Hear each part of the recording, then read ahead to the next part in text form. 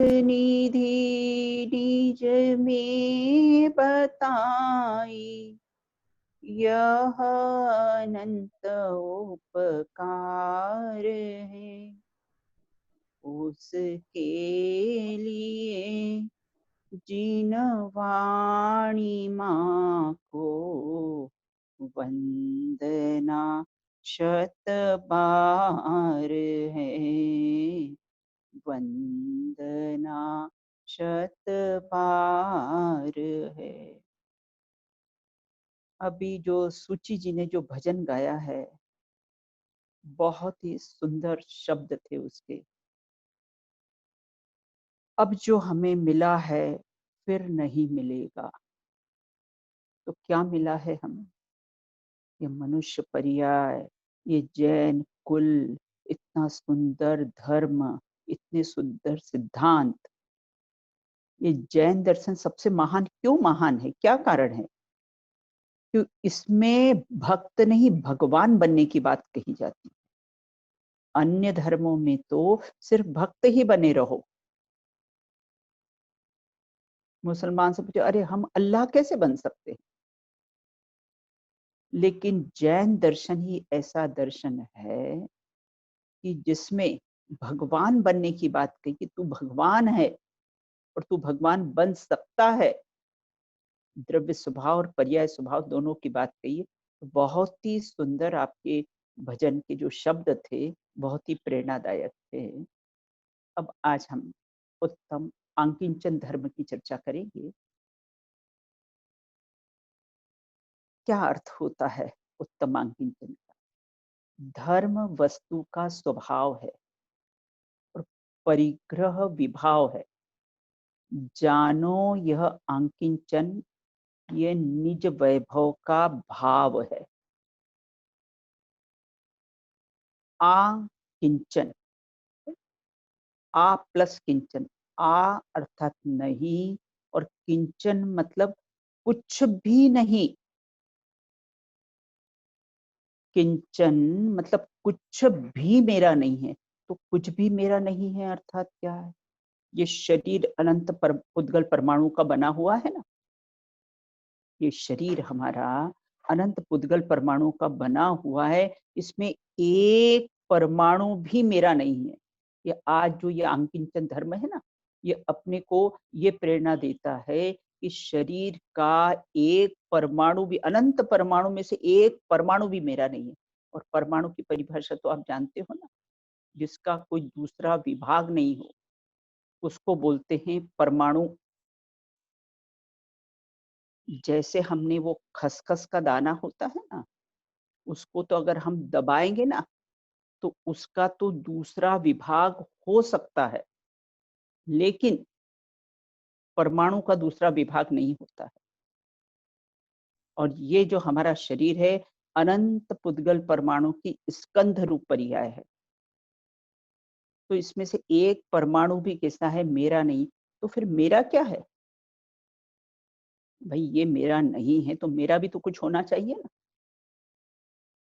तो बोले ज्ञान दर्शन सुख वीर्य, जो मेरे में रहने वाले जो अनंत गुण हैं, वो मैं हूं और वो मेरे हैं।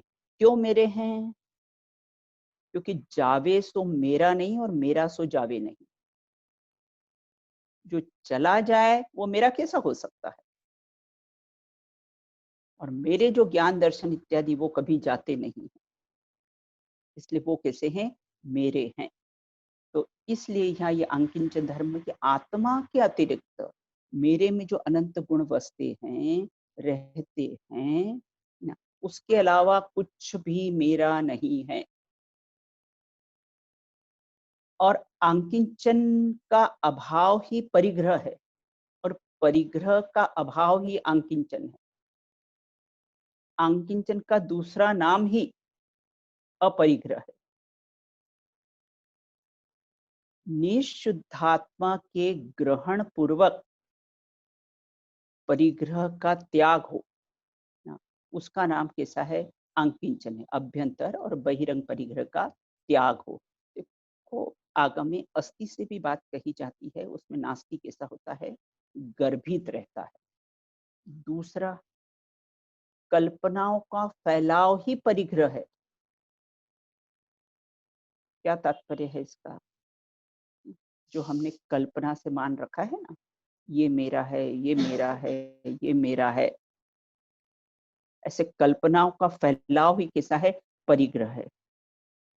और चारों ओर से ग्रहण का भाव, द्रव्य से, क्षेत्र से, काल से, भाव से, चारों ओर से स्वभाव का ग्रहण होना, वो आंकिंचन धर्म है। और चारों ओर से परद्रव्य का त्याग होना, वो परिग्रह का त्याग। ये मेरा है, मैं इसका स्वामी हूँ, इस संकल्प का नाम परिग्रह। यह मेरा है।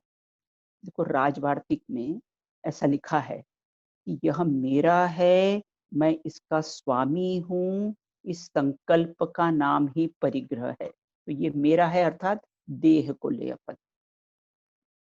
शरीर मेरा है और मैं उसका स्वामी हूँ। कहाँ स्वस्वामी संबंध हमने स्थापित किया है? शरीर मेरा है और मैं उसका स्वामी हूँ, ऐसा हमने अनादि से स्वस्वामी संबंध स्थापित किया है। स्त्री पुत्र पुत्रादि मेरे हैं और मैं उसका स्वामी हूँ।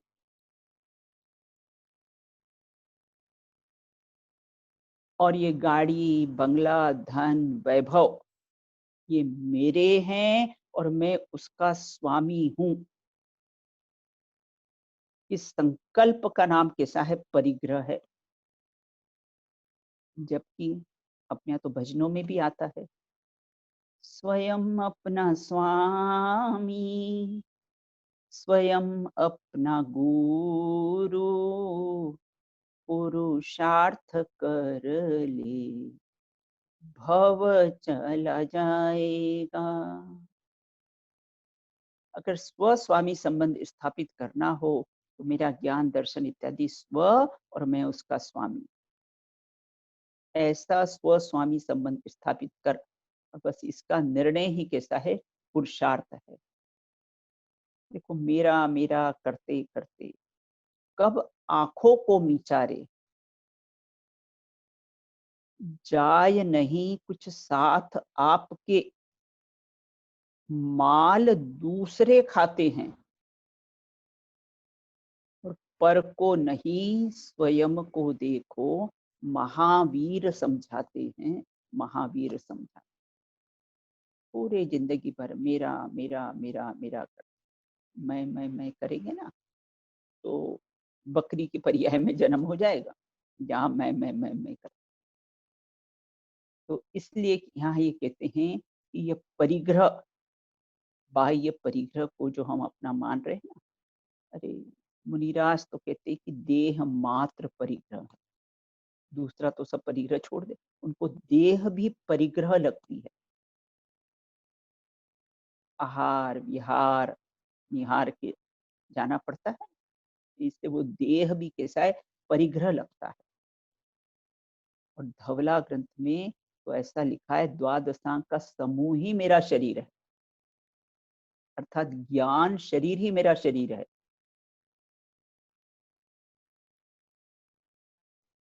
और परिग्रह के भेद भी आगम में बताए गए हैं।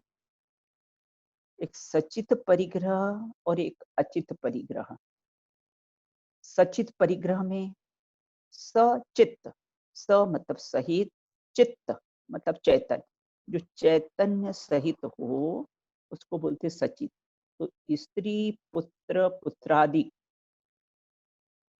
ये मेरे हैं, उसमें दास दासी भी सब लगा लेना, ये सब सचित परिग्रह हैं।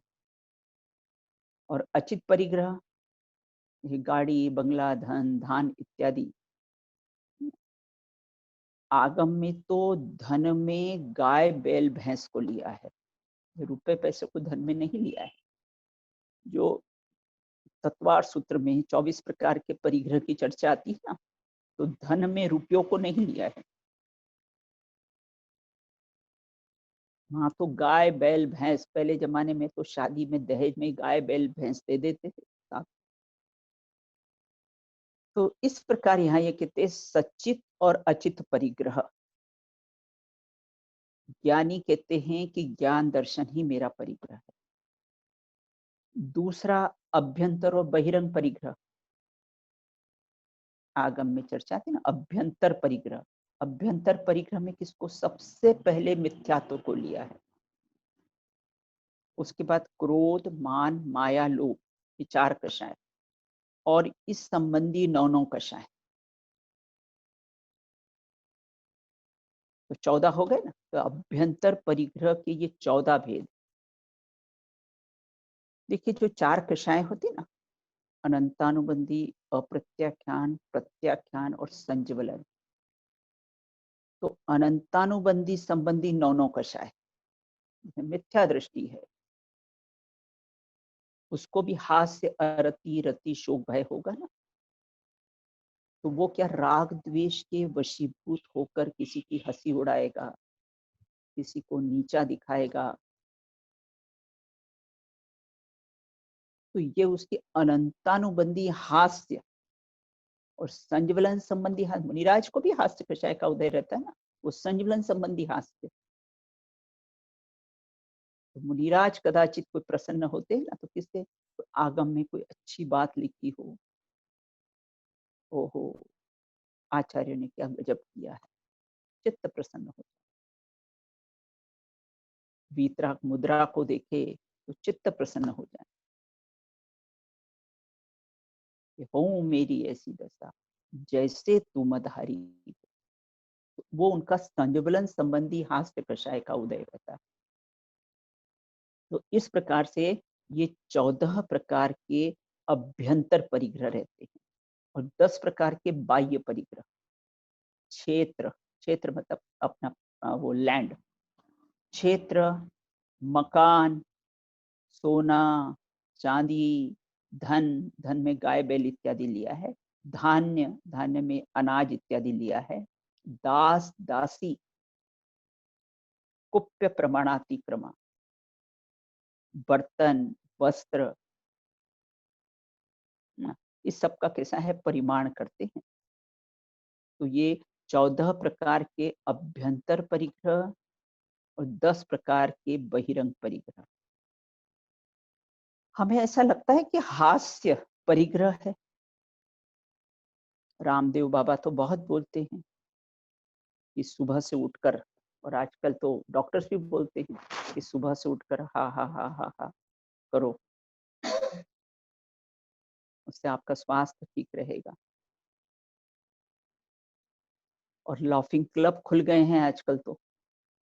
बॉम्बे एक बार अष्टानिका में गए थे तो पास में वो सी साइड में वहां पर जाते थे तो वहाँ लाफिंग क्लब है, बड़े बड़े मिरर लगे हुए हैं और उसमें देखकर प्रसन्न चित्त होती है मुद्रा। तो इस प्रकार लेकिन जैन दर्शन के अनुसार देखो ये रामदेव बाबा कहते हैं कि सुबह से उठकर हास्य करो, और हमारे रामदेव बाबा कौन है जो मांगी तुंगी से मोक्ष गए हैं, और वो कहते हैं हास्य कषाय है।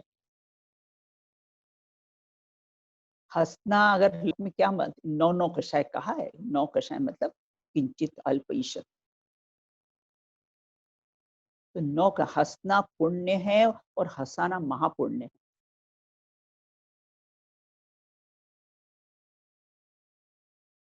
इंदौर के पास में सिद्धवर कुट है और सिद्धवर कुट में पीछे एक पार्श्वनाथ भगवान की प्रतिमा है।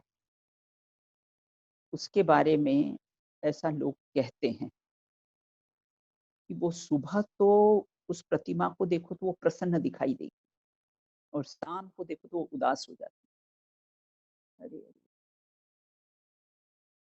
प्रतिमा हसमुख होती है, उदास होती कि वीतरागी होती। जय परम शांत मुद्रा समेत भविजन को निज अनुभूति है, वीतरागी देव तुम्हारे जैसा जग में देव कहाँ। तो प्रतिमा तो कैसी होती है, वीतरागी होती है। और अगर हमने इस प्रकार की बात कही तो ये देव का अवर्णवाद है, मतलब दोष है। वो तो 18 दोषों से रहित होते हैं, वो कषायों से रहित होते हैं, और हास्य कषाय हैं, और हमने कह दिया है कि नहीं वो प्रतिमा हंसमुख है। बहुत देखो अपने को तत्व को समझना पड़ेगा। जैन दर्शन एक अलौकिक दर्शन है। इसके सिद्धांत इतने मार्मिक हैं कि जीवन में अगर बैठ जाए तो अनंत आनंद की अनुभूति होती है। तो इस प्रकार से यहाँ ये कहते हैं। देखो महावीर जयंती मनाई जाती है, सिकंदर जयंती क्यों नहीं मनाई जाती है? क्या कारण है? महावीर जयंती, महावीर ने मैं को छोड़ा है। महावीर ने मैं को छोड़ा है, और बाई में परिग्रह 24 भेद त्याग करे मुनिराज जी। तो उन्होंने मैं को छोड़ा है, और मैं को छोड़कर हाथ पर हाथ बांध लिए हैं। और सिकंदर ने विश्व विजयी बनने का सपना था ना, उसका विश्व सम्राट बनने का सपना था ना, और उसने हाथ खोल के दुनिया को संदेश दिया था। सिकंदर भू से चला हाली बहाली थी, पड़ी थी पास में दौलत मगर दो हाथ खाली थे। और हमारे भगवान हाथ पर हाथ बांध कर कि करना कुछ न रहा जैसे, इसीलिए सिकंदर की जयंती नहीं मनाई जाती है, क्योंकि उसको विश्व सम्राट बनना था, उसको विश्व को जीतना था। और महावीर जयंती क्यों मनाई जाती? उसने अपने को जीता है, अपने अंदर जो मोह राग द्वेष के परिणाम हैं, जो विभाव भाव हैं, उसको जीता है। इसलिए महावीर जयंती मनाई जाती है, सिकंदर जयंती नहीं मनाई जाती। स्टोपदेश में भी एक बात लिखी है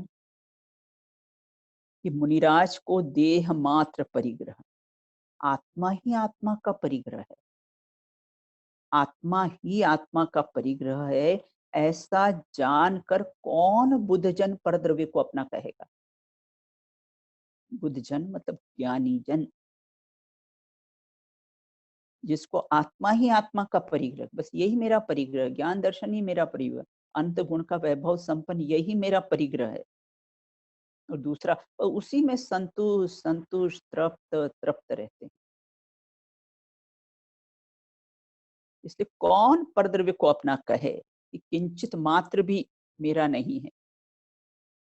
तो गाथा है ना, समय सार की गाथा है, अहमिको खलु शुद्धो दंसण नाणम मयि ओ सदारूवी नवि अथ मज्ज किंचिवी अनन्नम परमाणुमी तंपी। मेरा क्या है? अहमिको खलु शुद्धो, मैं एक हूँ, मैं शुद्ध हूँ, मैं ज्ञान दर्शन से परिपूर्ण हूँ, मैं अरूपी हूँ, मैं अस्पर्शी हूँ, ये मेरा है। और परमाणु मात्र भी मेरा नहीं है। इसका नाम है उत्तम अंकिंचन धर्म। और इस प्रकार से देखो, अब्दुल कलाम है ना, और गांधी जी, ये भी बाह्य में इनको अपरिग्रही मानते हैं, अल्प परिग्रह था इनका। अब्दुल कलाम के बारे में तो 6 pant, 4 shirt, 3 suit, 2500 books, Padma Shri, Padma Bhushan, Bharat Ratna, doctorate, ये सब उपाधियों से सहित थे। No TV, no AC, no गाड़ी, और 8 वर्षों तक जो उनकी पेंशन आती थी, वो अब उन्होंने अपने गांव में ग्राम पंचायत को दान में दे दी। लेकिन वे आकिंचन धर्म के धारी नहीं थे। गांधी जी गांधी गांधी जी के तो जीवन में जैनों का बहुत प्रभाव था। तो गांधी जी भी बहुत अल्प परिग्रह थे। वो धोती कम क्यों पहनते थे? उतना वस्त्र की बचत हो, आधी धोती पहनते थे ना। और बहुत अल्प परिग्रह, लेकिन ये उत्तम अंकिंचन धर्म के धारी नहीं है। तो उत्तम अंकिंचन धर्म के धारी तो कि इन्होंने अपने जीवन में भी पंचमूल स्थान वर्ती भी परिग्रह परिमाण कर लेता है, और करना ही चाहिए। सब में अपना, साड़ियां हम इतनी ही रखेंगे, इससे ज्यादा हम न करें। काउंट कर लेना, अपनी डायरी में लिख लेना, इतनी साड़ी, इतना सूट, भाई इतना ही भाई एक बार में हम एक ही तो पहनते हैं ना।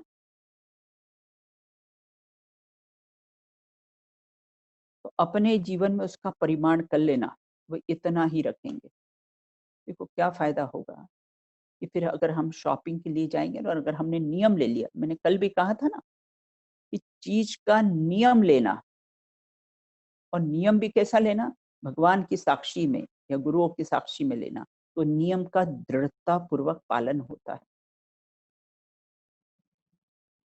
तो अपने जीवन में भी परिग्रह का परिमाण कर लेना कि इतना ही, इतने ही कपड़े रखेंगे, इतना ही सोना चांदी रखेंगे, भाई इतना हमारे पास हो जाएगा बस। और 60 के बाद तो इसमें समय ज्यादा देना, और बाहर व्यापार ऑफिस वगैरह में समय कम देना। सब्जियों का भी हम कितनी 10 लाख हैं वनस्पतियों की जातियां, इतने का तो हम भक्षण नहीं करते। मैंने अपनी डायरी में 100 लिख रखी है कि 100 वनस्पति में, उसमें सारे फ्रूट्स भी आ गए हैं। और तो भी मैंने काउंट की कि हम किस किस का मतलब हम सेवन करते हैं, तो 75 हुई है। तो अपने जीवन में भी ऐसा परिग्रह का सबका परिमाण करना, नहीं तो इसका तो कोई अंत नहीं है। तृष्णा का कोई अंत नहीं है। तृष्णा की खाई खूब भरी, पर रिक्त रही वह रिक्त रही। और देखो परिग्रह का परिमाण नहीं करेंगे ना, तो इसकी साथ संभाल में अपना मनुष्य, कीमती मनुष्य भाव चला जाएगा। अपने को उसको कीमत नहीं है इस मनुष्य भाव की, ये कितना मुश्किल से हमें मिला है। और उसमें भी जैन धर्म, उसमें भी अभी जैसे सिएटल वाले इतने लोग सब सुन रहे हैं, सबको ये भाव नहीं आएंगे, क्योंकि 6 महीने में 608 जीव का ही प्रावधान है। ज्यादा जा नहीं सकते, ज्यादा को सुनने का भाव भी नहीं आएगा। जो सुनते ना महाभाग्यशाली है, भव्य हैं। अपने तो पद्म नंदी पंचविंस्तिका में लिखा है, जो जिनवाणी की बात रुचि पूर्वक सुनता है, वो भावी निर्वाण भाजनम, वो भविष्य में निर्वाण को प्राप्त होगा। इसलिए आज आंगिक धर्म है, हमने भी अपने जीवन में परिग्रह का परिमाण कर। देखो क्यों क्यों करना चाहिए, मैंने बताया ना कारण। नहीं तो इसकी सास संभाल में हमारा समय जाता है। हमारा जो कीमती मनुष्य भाव का जो समय है, वो इसमें चला जाता है।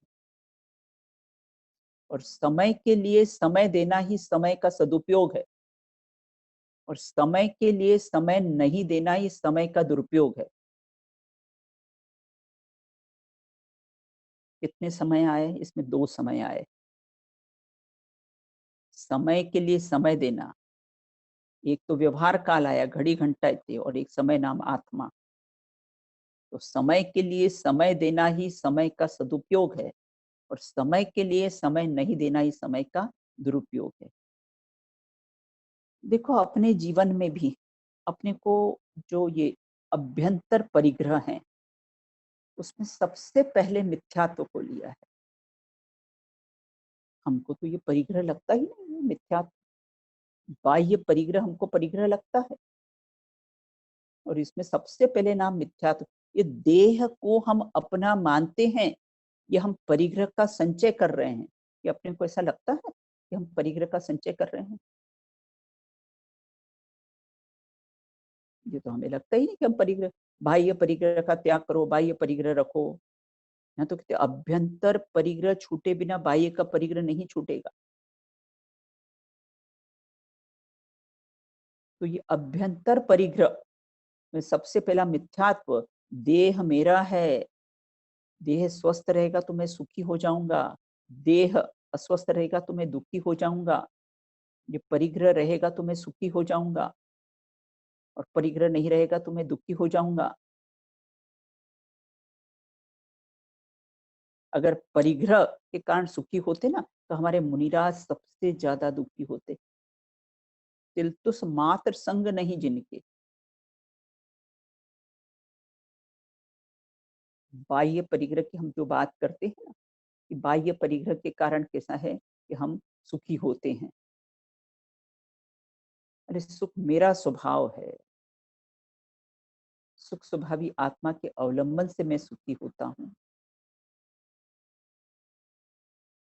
बाह्य संयोग न सुख के कारण है न दुख के कारण है। मेरा जो ममत्व परिणाम, मेरा जो मूर्छा का परिणाम, मूर्छा को ही परिग्रह कहा है ना, वो दुख का कारण है। परिग्रह न सुख का कारण है न दुख का कारण है। बहुत परिग्रह हो तो सुखी, नहीं परिग्रह हो तो मैं दुखी। न सुख का कारण है, दुख का कारण है। मैं सुख स्वभावी आत्मा हूँ, ये सुख का कारण। तो यहाँ ये कहते, हमको ऐसा लगता है हम क्रोध करते तो हम परिग्रह का संचय करते हैं। लगता है कभी हमें? लगता ही नहीं हमें कि क्रोध कर रहे हैं तो हम परिग्रह का कैसा है संचय कर रहे हैं। मान कर रहे हैं, मायाचारी कर रहे हैं, तो हमें ऐसा लगता है कि हम परिग्रह का संचय कर रहे हैं। अभ्यंतर परिग्रह को परिग्रह मानते ही नहीं है। बाह्य परिग्रह को हमने परिग्रह माना है और ये अभ्यंतर परिग्रह छूटे बिना बाह्य का परिग्रह छूट ही नहीं सकता है। समय सार की 209 गाथा में एक गाथा आई है, छिज्जदु वा भिज्जदु वा निज्जदु वा अहम जादु विप्लव जमहा तमा गच्छदु तह विहूर्ण परिग्रहो मज्झम। क्या अर्थ हुआ? ज्ञानी ऐसा विचार करते हैं, ये परद्रव्य छिद जावे, परद्रव्य भिद जावे, चले जावे, कोई बाह्य वैभव ले जावे या नष्ट हो जावे। सुकमाल मुनि थे ना, सियालनिया ने भक्षण करने आई थी ना, भेदने आई थी ना, ऐसा कोई नाखून बना ही नहीं है जो मुझे स्पर्श कर सके।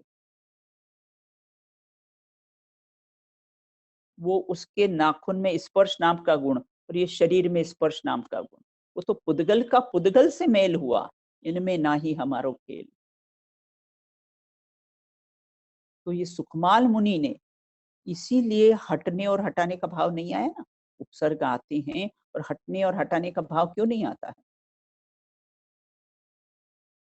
कि कोई छिद जावे, भिद जावे, कोई ले जावे, बहुत अच्छा है, मैं तो इस शरीर को छोड़ना चाहता हूँ और श्यालनिया इसको भक्षण कर रही है, तो ये तो मेरी बहुत बहुत उपकारी है। क्योंकि जिस वस्तु को, अपने घर में कोई वस्तु हो और अगर हमारी सर्वेंट हमको बोले कि भाई साहब मैं ये ले जाऊं, हाँ हाँ ले जा ले जा ले जा ले जा, हमें जरूरत नहीं है। उसी प्रकार से सियालनिया खाने आई, भाई मुझे तो इस शरीर की जरूरत ही नहीं, मेरा धर्म तो मेरे आत्मा से धर्म चलता है, शरीर से थोड़ी चलता है। अगर शरीर से धर्म चलता तो सिद्ध भगवान तो अशरीरी हैं। तो इस प्रकार ले जाओ नष्ट हो जाए, निश्चय से पर द्रव्य मेरा परिग्रह नहीं है। मेरा ज्ञान दर्शन सुख वीर्य इत्यादि वही मेरा परिग्रह है, वही शाश्वत है, वही सदा काल रहने वाला है। देखो ये जीवन क्या है? व्यापारी की नजरों में एक व्यवसाय है, नौजवान की नजरों में एक सुहाना सफर है, सैनिकों की नजर में देशभक्ति है और आत्मार्थियों की नजरों में स्वभाव का ग्रहण, स्वभाव ही परिग्रह है। चारों ओर से परिग्रह, परि मतलब चारों ओर से, ग्रह मतलब ग्रहण का भाव। तो चारों ओर से मतलब द्रव्य से, क्षेत्र से, काल से, भाव से निरंतर अपने स्वभाव को ग्रहण करते हैं। ज्ञानी तो इस परिग्रह के संचय में अपना उपयोग लगाते हैं और अज्ञानी बाह्य परि जबकि बाह्य परिग्रह का मिलना नहीं मिलना सब कर्माधीन है। पुण्य का उदय होगा तो होगा और पुण्य का उदय होगा तो नहीं मिलेगा। तो इस प्रकार से हम ये विचार करें और इसमें एक प्रश्न और उपस्थित होता है, क्या? जिसके पास बहुत वैभव हो वह परिग्रही और जिनके पास वैभव नहीं हो वह अपरिग्रही। क्या यह मान्यता सही है? प्रश्न ख्याल में आया? जिसके पास बहुत वैभव है वो तो परिग्रही और जिसके पास परिग्रह नहीं है तो वो तो अपरिग्रही हुआ। बोले नहीं, ऐसा नहीं है। तिर्यंच नारकी दरिद्री मनुष्य, जिनके पास पहनने और ओढ़ने को कपड़े नहीं होते हैं तो फिर वे अपरिग्रही ठहर जाएंगे और चक्रवर्ती महान परिग्रही ठहरेंगे, जबकि भरत जी घर में ही वैरागी। ये सिद्धांत गलत है। पर वस्तु का संग्रह नहीं, पर वस्तु के प्रति मूर्छा और ममत्व का परिणाम, जो स्वामित्व का परिणाम है वह परिग्रह है। मूर्छा को परिग्रह कहा है। अंतरंग परिग्रह के बिना तो बहिरंग परिग्रह का कैसा है, त्याग होगा ही नहीं है। देखो जो मुनिराज होते ना, जन्मते शिशु की तरह, बालक होता है उसको कोई परिग्रह नहीं होता है, जैसे मुनिराज भी जन्मते शिशु के समान होते हैं, कोई परिग्रह। एकमात्र पीछे और कमंडल, पीछे संयम का प्रतीक है, कमंडल शौच का प्रतीक। तीसरा कुछ भी नहीं। अपने यहाँ तो अष्टपावड़ में गाथा लिखी है, इसके अलावा कुछ परिग्रह हो तो श्रवण जाए निगोद में। किंचित मात्र भी परिग्रह नहीं होता है। अरे अपनी जब 11 प्रतिमाएं होती हैं पंचम गुणस्थान वर्ती को, उस समय ही वे अनुमति त्याग प्रतिमा रहती है। 10वीं प्रतिमा, घर में कोई पूछने आए ना कि भाई ये सोफे चेंज करना है, ये घर में ऐसा करता है, भाई क्या बनाना है, तो अनुमति नहीं देंगे वो। तुमको जो बनाना हो बना लो बस। हम घर गृहस्थी के काम में कोई भी अनुमति नहीं देंगे। जैसे 10वीं अनुमति त्याग प्रतिमा पंचम गुण स्थान में हो जाती। किसी प्रकार का कोई भी मकान बना, क्योंकि कितना अनछना पानी, ये मंदिर बनवाना, मुनिराज नहीं कभी बोलेंगे कि मंदिर बनाओ कि ये करो, कुछ नहीं बोलेंगे वो। अपने यहाँ तो 10वीं प्रतिमा में उसकी नीची अवस्था में ही इसका त्याग हो जाता है। तो इस प्रकार यहाँ ये कहते हैं कि मुनिराज तो कैसे होते हैं, शिशुवत, जन्मते शिशु के समान अंकिंचन धर्म के धारी होते हैं वो। परिग्रह का हम त्याग कर सकते, परिग्रह में देखो, परिग्रह में सुख, परिग्रह का हम त्याग नहीं कर सकते क्योंकि वो पुण्य कर्म के अधीन है। चक्रवर्ती 96 से 95 नहीं कर सकते थे क्योंकि वो पुण्य कर्म के उदय से जो निधत्ति निकाचित कर्म प्रकृतियां बंधी है ना, उससे उनका उतना मिलेगा ही मिलेगा। लेकिन परिग्रह में सुख नहीं है। और हम हमारी मान्यता है कि हम परिग्रह में हम सुख मान रहे, इस मान्यता का तो हम कैसा है त्याग कर सकते हैं। देखो वास्तव में तो न परिग्रह का मैं त्याग कर सकता हूँ, न मैं ग्रहण कर सकता। परिग्रह का त्याग किया वो पुण्य भाव, परिग्रह का ग्रहण किया वह पाप भाव, और न मैं परिग्रह का त्याग कर सकता हूँ, न मैं ग्रहण कर सकता हूँ, इसका नाम आंकिंचन भाव है। ये परमाणु मात्र भी कैसा है, भाई मैंने ताजमहल का त्याग कर दिया है। बोले तुम्हारा था कब जो तुमने त्याग किया है? वो तो हमसे क्षेत्र से ही भिन्न है। उसी प्रकार से यहाँ मैं त्याग कर सकता हूँ, मैं ग्रहण कर सकता हूँ, लेकिन धर्म पुण्य पाप से अलग चीज है, अलग वस्तु है धर्म। देखिए और भी बहुत सारी चर्चाएं तो बहुत रहती है इसमें, लेकिन घड़ी अपनी टाइम से बराबर आगे बढ़ जाती है। आंकिंचन और ब्रह्मचर्य को धर्म 10 सार है, पूजन में आता है ना, इनको धर्म 10 सार, इनको सार कहा है। और उत्तम ये क्षमा मार्दों को भाव कहा है, ये आत्मा की स्वभाव है। और सत्य सोच संयम तप को उपाय कहा है, और अंकिंचन और ब्रह्मचर्य को सार कहा है।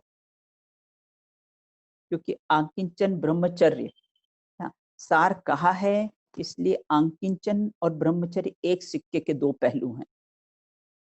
मैं ज्ञानानंद स्वभावी आत्मा हूं, इसमें जमना रमना लीन होना ये ब्रह्मचर्य है। और पर पदार्थ का किंचित मात्र भी मेरा नहीं है, इसका नाम है इसमें लीन होना, ये कैसा है अंकिंचन धर्म है।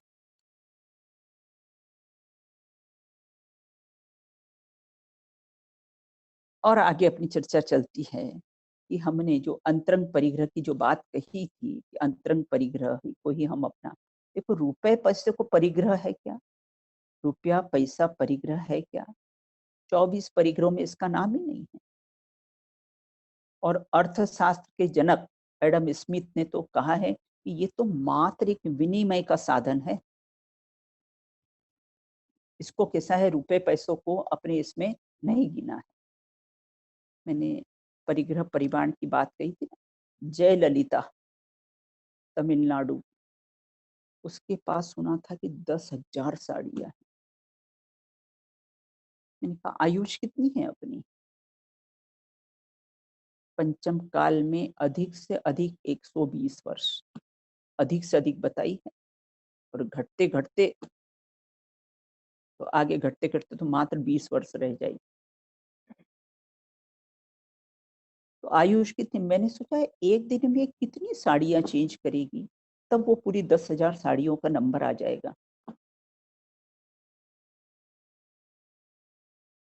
तो इसलिए यहाँ ये कहते, और देखो नरक आयु के का कारण भी बताया है ना, नरक आयु की गति का कैसा है कारण भी बताया है कि किसके कारण से ये नरक आयु का बंद होता है।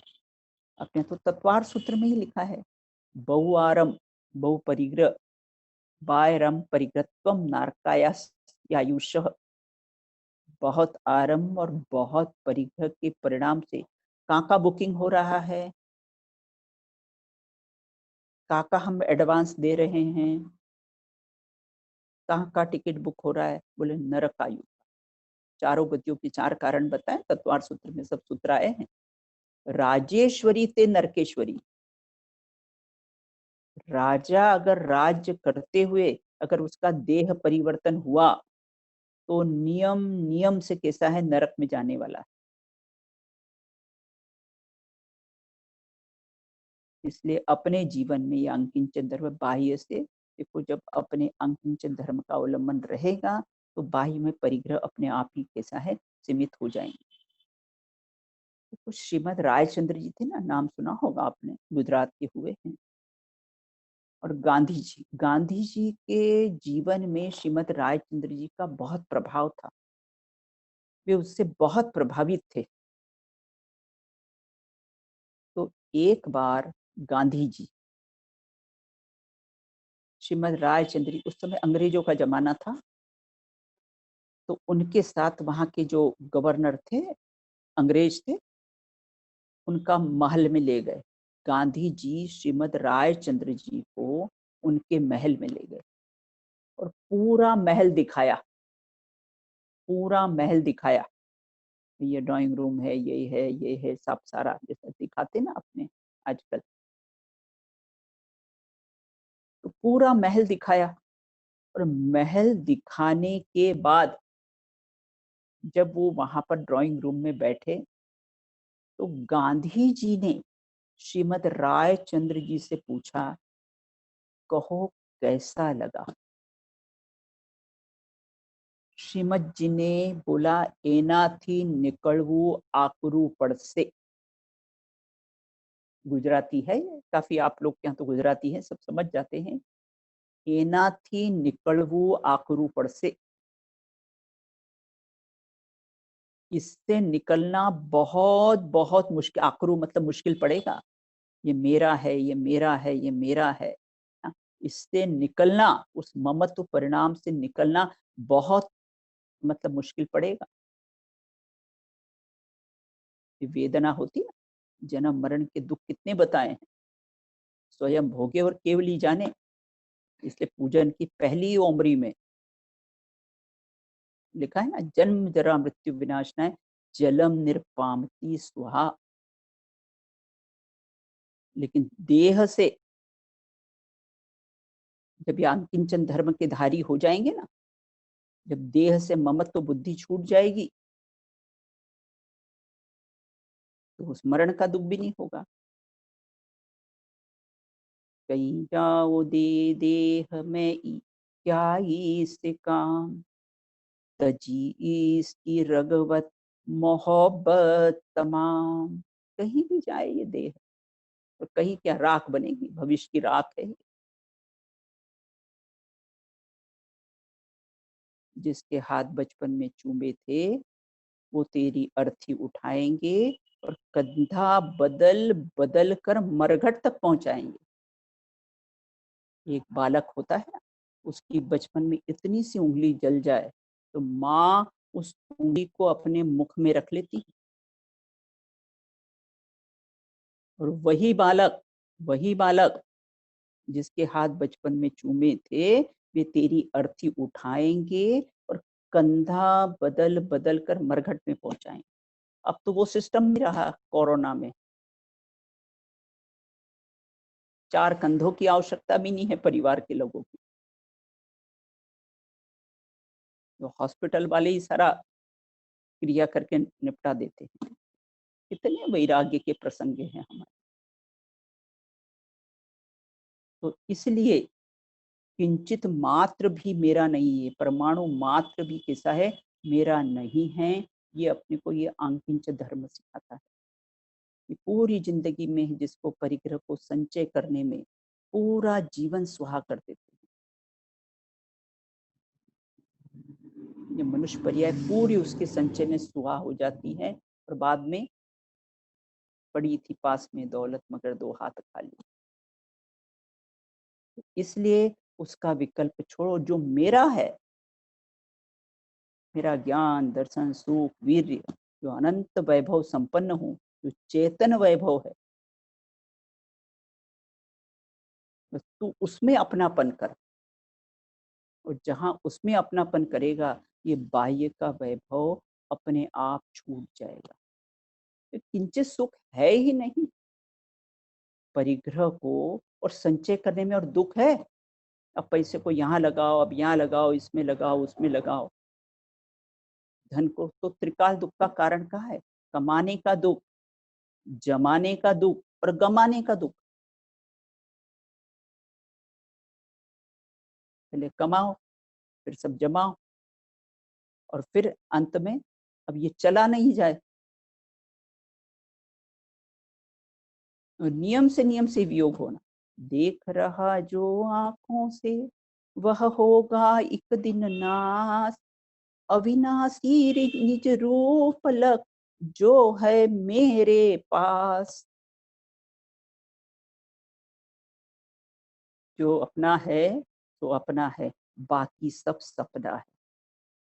जब एक बहुत साल पहले ये जब शेयर मार्केट में बहुत डाउनफॉल आया था, तब एक सीईओ का ये स्टेटमेंट था कि अपना है सो अपना है, बाकी सब सपना है। ये आत्मा है सो अपना है, बाकी सब सपना है।